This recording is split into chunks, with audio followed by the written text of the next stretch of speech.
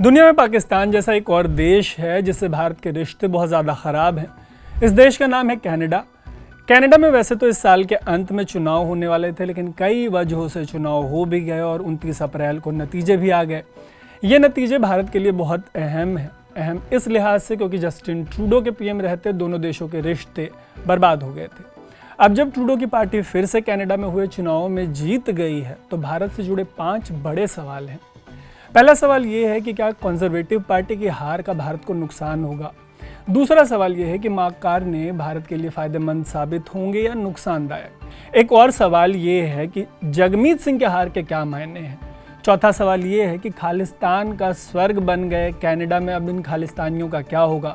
पांचवा सवाल ये है कि इंडियन स्टूडेंट्स और वर्कर्स के लिए कनाडा में जो एक तरीके से ब्लैंकेट बैन है, पैसिव ब्लैंकेट बैन, क्या कनाडा के दरवाजे फिर से इन लोगों के लिए खुलेंगे। शुरू करते हैं ये स्टोरी, लेकिन सबसे पहले ऐसी ही स्टोरीज के लिए स्विच को फेसबुक, यूट्यूब और इंस्टाग्राम पे फॉलो और सब्सक्राइब जरूर कर लीजिएगा। शुरू करते हैं इस सवाल से कि क्या कंजर्वेटिव पार्टी की जो हार है उससे भारत का नुकसान होगा।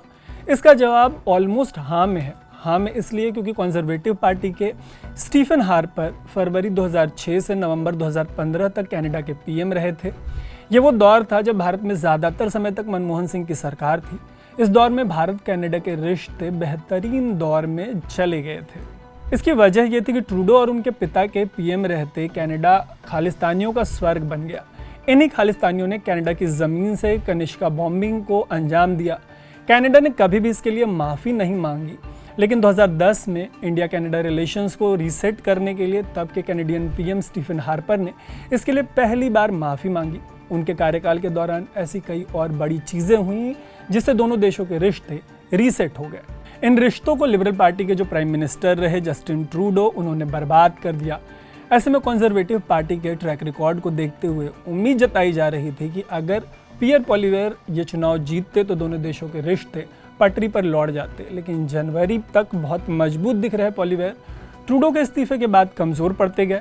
ये इकलौता झटका नहीं था। कनाडा के नए पीएम मार्क कार्ने की इमेज हो, बैकग्राउंड हो, एक्शंस हो, इन सब ने पॉलिवेयर को बहुत कमज़ोर कर दिया। रही सही कसर ट्रंप ने कनाडा के साथ टैरिफ वॉर स्टार्ट करके और कनाडा को अमेरिका का 51st स्टेट बनाने जैसी बातें करके पूरी कर दी। नतीजा ये हुआ कि कनाडा के जो कंजर्वेटिव वोटर्स थे उनके ऊपर भी लिबरलिज्म हावी हो गया और पॉलिवेयर अपनी सीट तक हार गए। ऐसे में भारत के लिए सेटबैक ये है कि अगर कंजर्वेटिव्स आते तो उनके आने से जितनी आसानी से रिश्ते पटरी पर लौटते, उतनी आसानी से शायद लिबरल्स के रहते ये पटरी पर मत लौटें। यहीं पे आता है दूसरा सवाल। सवाल ये है कि क्या मार्क कार्ने भारत के लिए फ़ायदेमंद साबित होंगे या नुकसानदायक। इसका जवाब ये है कि पीएम बनने के बाद से कार्ने ने शायद ही ऐसा कुछ किया हो जिसे भारत विरोधी करार दिया जा सके।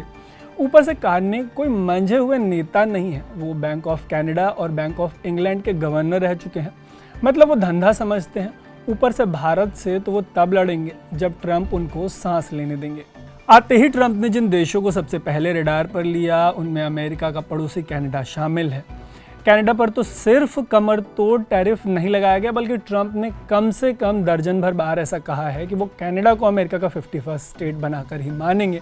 जवाब में कार्ने ने कहा कि वो अमेरिका के साथ कनाडा के पुराने रिश्तों को हमेशा के लिए तोड़ रहे हैं। America is trying to break us so that they can own us. Now, we didn't ask for this fight. हाल ये है कि बेचारे मासूम लोगों के देश कनाडा को दुनिया की सबसे बड़ी मिलिट्री पावर और इकोनॉमी अमेरिका के साथ बॉर्डर शेयर करना पड़ता है। ऐसे में पहले तो कार्ने ट्रंप के अमेरिका से निपटना चाहेंगे और ऐसा बिल्कुल नहीं चाहेंगे कि दुनिया के सबसे बड़े लोकतंत्र और चौथी सबसे बड़ी इकोनॉमी के साथ एक और फ्रंट खोले रखें, वो भी तब जब इंडिया के स्टूडेंट्स का फ्लो कनाडा के डॉलर रिजर्व को सालों से बढ़ाता रहा है। उम्मीद यही जताई जा सकती है कि कार्ने भी भारत के साथ रिश्ते सुधारना चाहेंगे। और यहीं पर तीसरे सवाल की एंट्री होती है। सवाल ये कि जगमीत सिंह के हार के आखिर क्या मायने हैं। मायने ये है कि जगमीत सिंह भारत कनाडा के रिश्तों में सबसे बड़ा कांटा रहा है। कनाडा में बैठकर ये भारत के खिलाफ लगातार जहर उगलता रहा और अपनी न्यू डेमोक्रेटिक पार्टी की मुट्ठी भर सीटों के बूते ट्रूडो की बांह मरोड़ता रहा। ये जो कथित सिख वोट बैंक है उसके नाम पर ट्रूडो को ये नचाता रहा, लेकिन जब लेटेस्ट इलेक्शंस में इसको हार मिली तो रोने लगा। रोना लाजमी था क्योंकि अपनी सीट से ये तीसरे नंबर पे रहा और अपनी पार्टी के मुखिया का पद इसको छोड़ना पड़ा। इस्तीफे के बाद कनाडा में खालिस्तान की सबसे बड़ी जो ढोंग भरी आवाज़ है वो कम से कम आने वाले समय में बहुत धीमी पड़ जाएगी, उतनी मजबूती से सुनने को नहीं मिलेगी। सबसे बड़ी बात यह है कि अगर जगमीत जैसे नेता कनाडा की पावर पॉलिटिक्स में नहीं होंगे तो पीएम कार्ने के सामने कोई खालिस्तान कार्ड नहीं खेल पाएगा, और अगर ऐसा होता है तो भारत कनाडा रिश्ते तेज़ी से पटरी पर लौट सकते हैं। यही सबसे बड़ा इरिटेंट है। और यहीं पर मिलता है चौथे सवाल का जवाब, खालिस्तान के स्वर्ग कनाडा में अब इन खालिस्तानियों का क्या होगा। जवाब ये है कि शायद इनके बुरे दिन शुरू हो जाएंगे। बुरे दिन इसलिए शुरू हो सकते हैं क्योंकि ट्रंप से युद्ध में उलझे कार्ने मल्टी फ्रंटल वॉर नहीं लड़ना चाहेंगे, और अब तो इनकी लॉबी करने वाला जगमीत खुद ही खून के आंसू रो रहा है। Thanks to the voters of Canada. So पूरी उम्मीद ये है कि कनाडा खालिस्तानियों का स्वर्ग अब नहीं रह जाएगा, किसी नॉर्मल देश में कन्वर्ट हो जाएगा। इंडिया चाइना रिलेशंस पहले से बेहतर हो जाएंगे और इंडियन वर्कर्स जो हैं या इंडियन स्टूडेंट्स जो हैं उनके लिए एंट्री गेट खोलने की पॉसिबिलिटी है। वैसे भी कनाडा में वीज़ा से जुड़ी पाबंदियां लगाए जाने से पहले ये इंडियन स्टूडेंट्स का फेवरेट डेस्टिनेशन रहा है। कनाडा के बाद अमेरिका में भी इंडियन स्टूडेंट्स का ठीक ठाक फुटफॉल रहा, लेकिन पहले कनाडा ने अपने दरवाजे बंद कर दिए। बाद में अमेरिका में तो ट्रंप के आने के बाद इंडियन स्टूडेंट्स के लिए तबाही का मंजर है, उनको अपने आप को सेल्फ डिपोर्ट करना पड़ रहा है। लेकिन ट्रंप के ठीक उलट कनाडा इस तरीके के फैसले अपने देश में जो पॉलिटिकल अनस्टेबिलिटी थी उसकी वजह से ले रहा था। ऐसे में अब जब इस देश में कार्ने जैसे इकोनॉमिस्ट की सरकार बनने वाली है तो पूरी उम्मीद है कि एक रैशनल लीडर रैशनल फैसले लेगा।